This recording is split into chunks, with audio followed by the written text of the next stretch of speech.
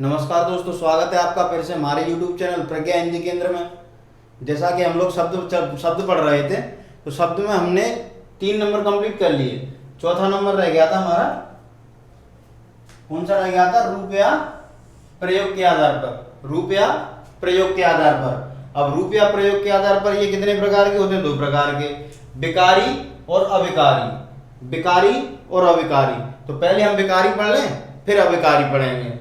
तो विकारी, जिन शब्दों में लिंग, वचन, कारक अथवा क्रिया के आधार पर परिवर्तन हो।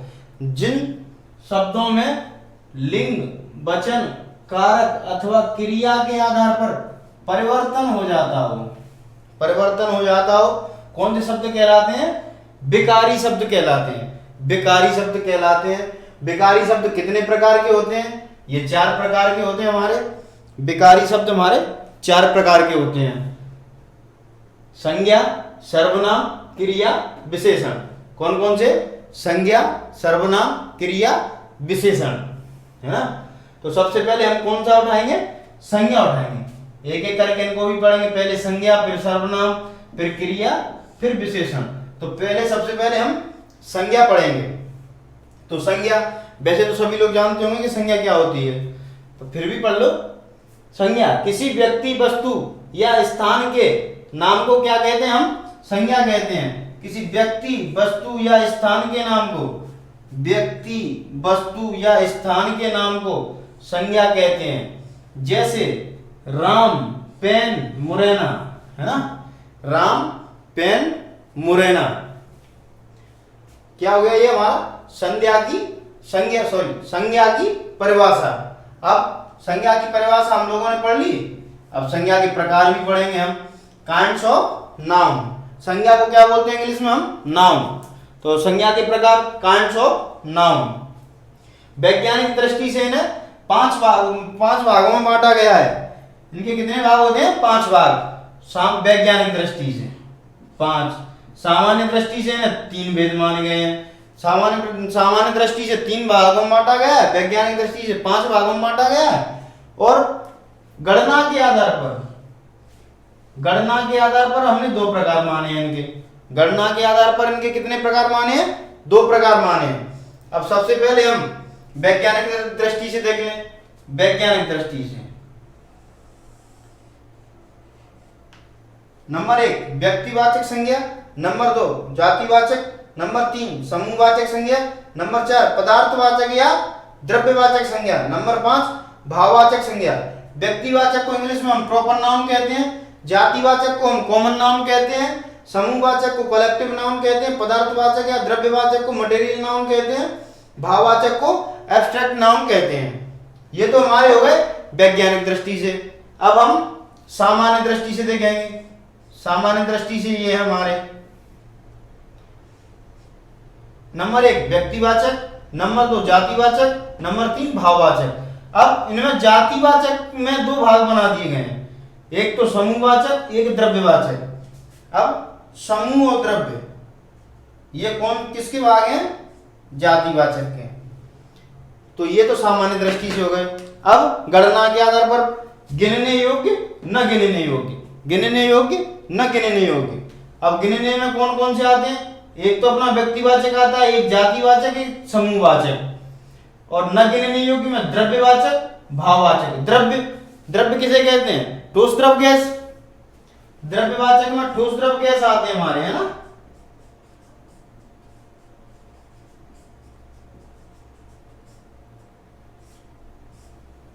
भाववाचक में भाव को तो ना तो छुआ जा सकता है, सिर्फ महसूस किया जा सकता है भाव को। तो ये भाववाचक हो गए ना। व्यक्तिवाचक में व्यक्ति के स्थान को कहते हैं। जातिवाचक में किसी जाति का पता लगाया जाए।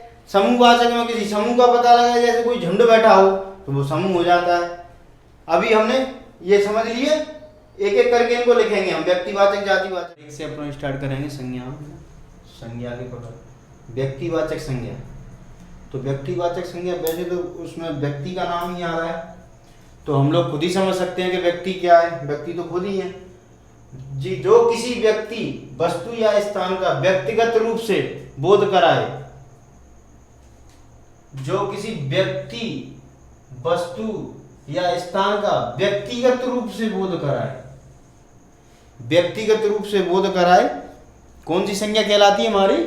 व्यक्तिवाचक संज्ञा। कौन सी? व्यक्तिवाचक संज्ञा कहलाती है। जैसे राम, सीता, हिमालय, गंगा, मुरैना, रामायण आदि। स्थान हो गया मुरैना, ठीक है, ये नाम हो गए हमारे राम सीता। नंबर 2 पढ़ेंगे हम जातिवाचक संज्ञा। व्यक्तिवाचक हो गया, जातिवाचक संज्ञा। अब जातिवाचक संज्ञा, जो संज्ञा किसी व्यक्ति, वस्तु, स्थान की जाति का बोध कराए, किसी व्यक्ति या वस्तु या स्थान की जाति का बोध कराए। जाति जैसे हमारी खुद की जाति होती है, ऐसी सेम मानो। जैसे लड़का, नदी, किताब, घोड़ा, शहर। अब इसमें कैसे जाति का बोध कराएंगे कि लड़का, राम कौन है? लड़का, ये उसकी जाति हो गई। नदी कौन सी है हमारी? गंगा, तो गंगा ये क्या है? नदी है, ये इसकी जाति हो गई। किताब, जैसे हम हाथ में किताब है, कौन सी किताब है? ये वो ये वाली बुक है, तो ये उसकी जाति हो गई है ना। घोड़ा, घोड़ा को हमने नाम दे दिया, ये घोड़ा है, तो ये क्या हो गई? उसकी जाति हो गई। शहर, मुरैना क्या है? शहर। ग्वालियर क्या है? शहर। इंदौर शहर, तो ये हमने नाम दे दिए, उनकी जाति हो गई, है ना। समूहवाचक संज्ञा। अब समूह, तो एक समूह, जैसे हम लोग भी तो बैठते हैं, एक समूह बना के आपस में वार्तालाप करते हैं, तो वो एक झुंड हो जाता है ना। झुंड, कहीं भीड़ हो रही हो तो भीड़, ये क्या होता है? समूहवाचक संज्ञा। जो संज्ञा किसी व्यक्ति, वस्तु या स्थान, किसी व्यक्ति, वस्तु या स्थान के समूह का बोध कराए, के समूह का बोध कराए, है ना। कौन सी संज्ञा कहलाती है हमारी? समूहवाचक संज्ञा कहलाती है। जैसे झुंड, भीड़, गट्ठर, ढेर, गुच्छा, कक्षा। अच्छा, कक्षा, कक्षा तो हम जब भी बोलेंगे ना जब वहां पर सारे स्टूडेंट बैठे हों, फिर कोई टीचर क्लास ले रहा तो वो कक्ष में बैठे हैं, तो ये क्या हो गया? वो भी एक समूह हो गया, है ना। अगला है अपना द्रव्यवाचक। द्रव्यवाचक मैंने अभी बताया थोड़ी देर पहले, द्रव्य में कौन कौन से आते हैं हमारे? ठोस, द्रव, गैस, ऐसे पदार्थ। जिस संज्ञा से किसी पदार्थ, ठोस, द्रव, गैस का बोध हो, जिस संज्ञा से किसी पदार्थ, ठोस, द्रव या गैस का बोध हो, कौन सी संज्ञा कहलाती है हमारी? द्रव्यवाचक संज्ञा। जैसे तेल, दूध, पानी, हवा, पत्थर आदि, है ना। तेल, दूध, पानी, हवा, पत्थर आदि। तेल क्या है हमारा? द्रव्य पदार्थ। तो ऐसे पदार्थ जिस संज्ञा से किसी पदार्थ का बोध हो, यानी किसी पदार्थ, ठोस, द्रव, गैस का बोध हो, तो द्रव्यवाचक संज्ञा कहलाती है। नेक्स्ट है हमारा भाववाचक संज्ञा। जिस संज्ञा में शरीर के भाव, गुण, स्वभाव आदि का वर्णन हो, जिस संज्ञा में शरीर के भाव, गुण, स्वभाव आदि का वर्णन हो, कौन सी संज्ञा कहलाती? भाववाचक। भाव तो अपन खुद ही प्रकट करते हैं, ना तो उन्हें पकड़ा जा सकता है, ना ही छुआ जा सकता है, ये तो सिर्फ महसूस किए जा सकते हैं। भावों को ना तो छुआ जा सके और ना ही पकड़ा जा सके, केवल महसूस किया जा सकता है। इन भाववाचक संज्ञाओं कुछ प्रत्यय भी आते हैं, ता, त्व, पा, पन, आवत, आहट, ई, इमा आदि, है ना। ये क्या, ये भाव प्रकट करते हैं। जैसे रामत्व, राम में त्व लगा दिया तो क्या हो गया? रामत्व। लड़का, लड़का का लड़कपन, राम का रामत्व, ये है हमारी भाववाचक संज्ञा। ये लड़कपन, रामत्व, सुंदरता, सुंदर का सुंदरता बन गया, है ना, ता प्रत्यय लग गया।